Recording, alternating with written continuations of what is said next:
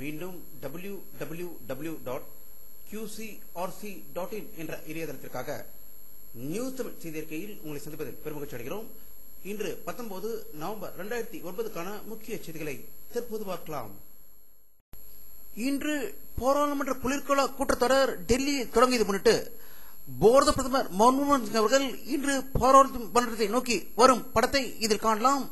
எதிர்கட்சிகள் கருவு பிரச்சனையை எதிரொலிக்கும் என்று தெரிந்தும் அதை முன்னேற்பாடாக சரி செய்யாமல் பாராளுமன்றத்துக்கு வரும் பிரதமரை இந்த படத்தில் பார்க்கலாம்.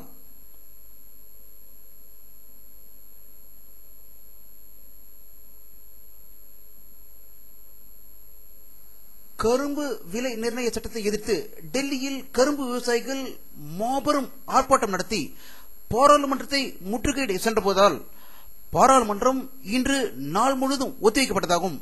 எதிர்கட்சிகளின் ரகலை காங்கிரசுக்கு ஆதரவளிக்கும் திமுக, திரிணாமுல் காங்கிரஸ் ஆகியோரும் எதிர்ப்பு தெரிவித்ததால் பாராளுமன்றம் ஒத்தி வைக்கப்பட்டதாகும். முன்னாள் மதுரை எம்பி மோகன் அவர்களுக்கு அஞ்சலி செலுத்தவில்லை என்பதும் செய்திகள் வெளிவந்து கொண்டிருக்கிறது. சென்னை தலைமைச் செயலகத்தில் முன்னாள் பிரதமர் இந்திரா காந்தியின் பிறந்த நாளையொட்டி உறுதிமொழியை தமிழக முதல்வர் கருணாநிதி வாசிக்க தலைமைச் செயலாளர் ஊழியர்கள் அதை பின்தொடர்ந்து வாசித்து உறுதிமொழி எடுத்துக்கொண்டதாக தலைமைச் செயலகத்தில் தகவல்கள் வெளிவந்து கொண்டிருக்கிறது.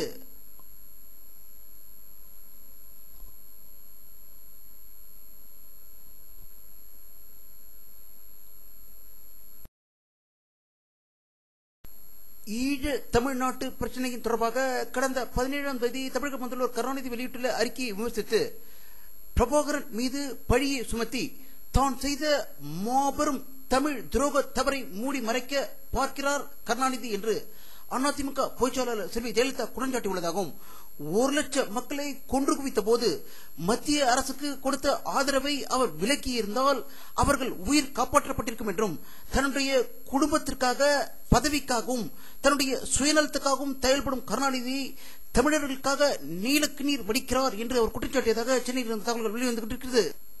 BSNL 3G மொபைல் சேவை அறிமுகப்படுத்தும் விழா நீண்ட இழுபறி குளறுபடிக்கு இடையில் நாளை சென்னை அண்ணா சாலையில் உள்ள BSNL அலுவலகத்தில் அறிமுகப்படுத்த இருப்பதாக சென்னையில் இருந்து தகவல்கள் வெளிவந்து கொண்டிருக்கிறது.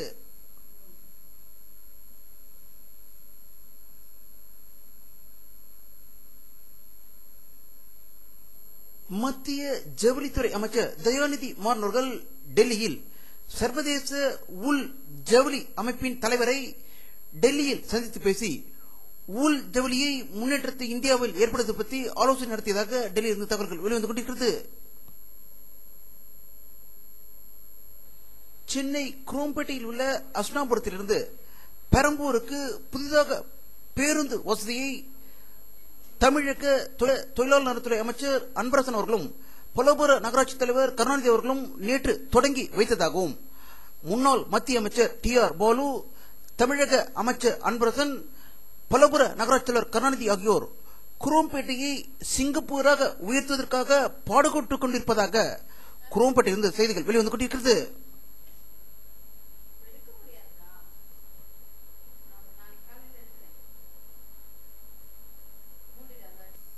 காஞ்சிபுரத்தை அடுத்த தாளவாக்கம் அருகே உள்ள மதூர் கிராமத்தில் தனியாருக்கு சொந்தமான கல்குவாரியில் மின்னல் தாக்கி திலட்டன் குச்சிகள் மீது மின்சாரம் தாக்கி பாறை வெடித்து சேர்ந்ததில் 5 பேர் பரிதாபமாக உயிரிழந்ததாக காஞ்சிபுரத்தில் தகவல்கள் வெளிவந்து கொண்டிருக்கிறது.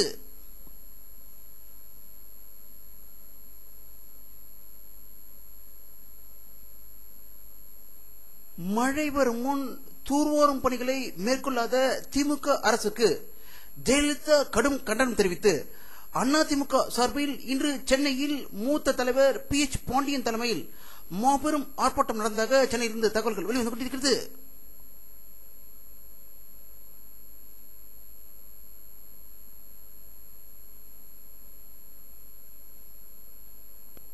பிருத்திவிராஜ் கட்சி தலைவர் சிரஞ்சீவி ஹைதராபாத்தில் உள்ளாட்சி தேர்தலில் பிரச்சாரம் மேற்கொண்ட போது தெருவில் உள்ள மின்சார ஒயர் ஒன்றோடு ஒன்று உரசி தீப்பற்றி எரிந்தது. அவர் அதிர்ஷ்டவசமாக உயிர் தப்பியதாக ஹைதராபாத்தில் தகவல்கள் வெளிவந்து கொண்டிருக்கிறது.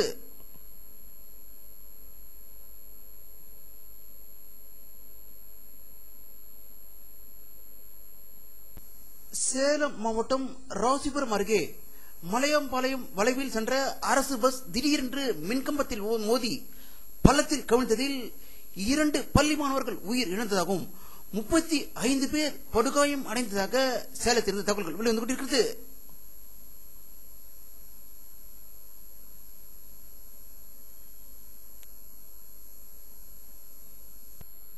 போஃபஸ் இதழ் வெளியிட்டுள்ள இந்திய கோடீஸ்வரர்கள் பட்டியலில் 20வது இடத்தில் சன் டிவி குழுமத்தின் தலைவர் கலாநிதி மாறன் இருப்பதாக செய்தி வெளியிட்டிருக்கிறது. இவர் தமிழக முதல்வர் கருணாநிதியின் அக்கால் மகன் முரசொலி மாறனின் மகன் என்பது குறிப்பிடத்தக்கது. இவர் மிகவும் அமைதியாகவும் நிதானத்துடன் இருப்பவர் என்றும் அவர் அளித்த ஒரு பேட்டியில் என்னுடைய போட்டியாளர்களை நான் சாதாரணமாக எடுத்துக்கொள்வதில்லை என்றும் எதிராளிகளை வளர்வதற்கு முன்பே அவர்களை தடுத்து நிறுத்த முழு முயற்சியில் ஈடுபடுவேன் என்று கூறியிருக்கிறார். அப்படி கூறியிருந்தும் தமிழக முதல்வர் கருணாநிதியை எதிர்த்த காரணத்திற்காக கலைஞர் டிவியின் வளர்ச்சியை அவரால் தடுக்க முடியவில்லை என்பது குறிப்பிடத்தக்கது. அவர் கலைஞரை எதிர்க்காதிருந்தால் உலக கோடீஸ்வரர் பட்டியலில் 10வது இடத்திற்குள் வந்திருப்பார் என்பது குறிப்பிடத்தக்கது.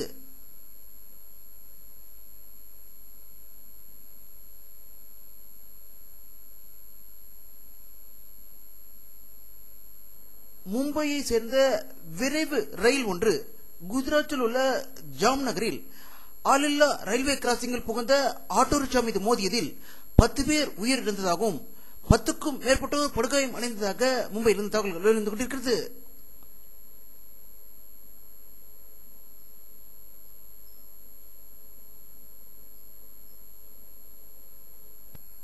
போஃபஸ் இதழ் வெளியிட்டுள்ள இந்தியாவின் டாப் 100 கோடீஸ்வரர்களில் முகேஷ் அம்பானி முதலிடத்தை பெற்றிருப்பதாகவும் அவருடைய சொத்து மதிப்பு 1.5 லட்சம் கோடி ரூபாயாக இருக்கிறது என்றும் அவருடைய தம்பி அனில் அம்பானி 3வது இடத்தில் 1 லட்சம் கோடி அளவில் சொத்து இருப்பதாக செய்தி வெளியிட்டிருக்கிறது.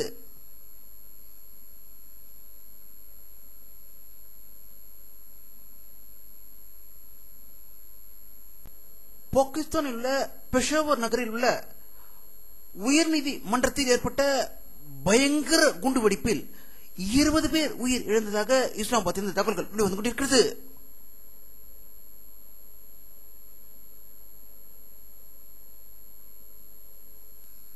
இங்கிலாந்து பார்லிமெண்ட் கூட்டத்தொடர் நேற்று தொடங்கியது. முதல் நாள் கூட்டத்தில் அரசின் திட்டங்களை எடுத்துரைக்க கணவர் பிலிப்ஸுடன் வருகிறார் இங்கிலாந்து ராணி 2ஆம் எலிசபெத்.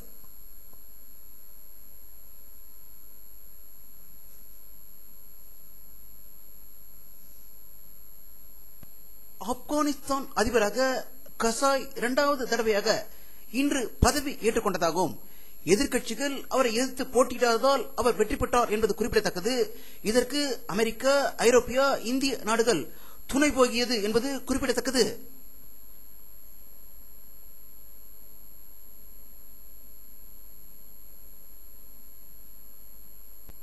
அமெரிக்க அதிபர் பாராக் ஒபாமா அவர்கள் தனது ஆசிய சுற்றுப்பயணத்தின் கடைசி கட்டமாக தென்கொரியா சென்றுள்ளார். அவர் சியோல் நகரில் வெளியிட்டுள்ள ஒரு செய்தியில் அணுவாத சோதனையை வடகொரியா கைவிட வேண்டும் என்று வலியுறுத்தியதாக சியோல் இருந்த தகவல்கள் வெளிவந்து கொண்டிருக்கிறது.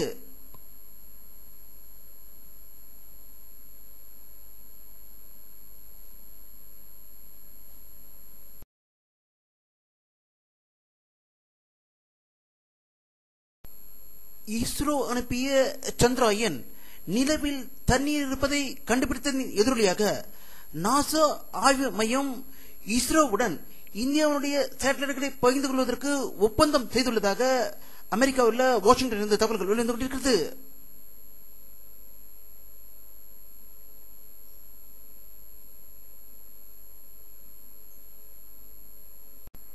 வானிலை அறிக்கை 19 நவம்பர் 2009 பிற்பகல் 4 மணி எடுக்கப்பட்ட சேட்டலைட் புகைப்படத்தை தற்போது பார்த்துக் கொண்டிருக்கிறீர்கள்.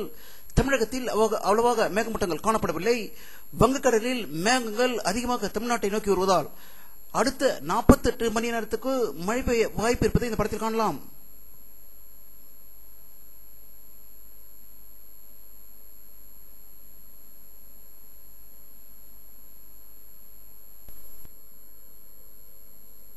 இத்துடன் இந்த செய்தி அறிக்கை நிறைவடைகிறது. மீண்டும் நியூஸ் தமிழ் செய்தி அறிக்கையில் உங்களை சந்திக்கும் வரை உங்களிடமிருந்து மீண்டும் விடைபெறுவது உங்கள் கே பாலாஜி. நன்றி. வணக்கம்.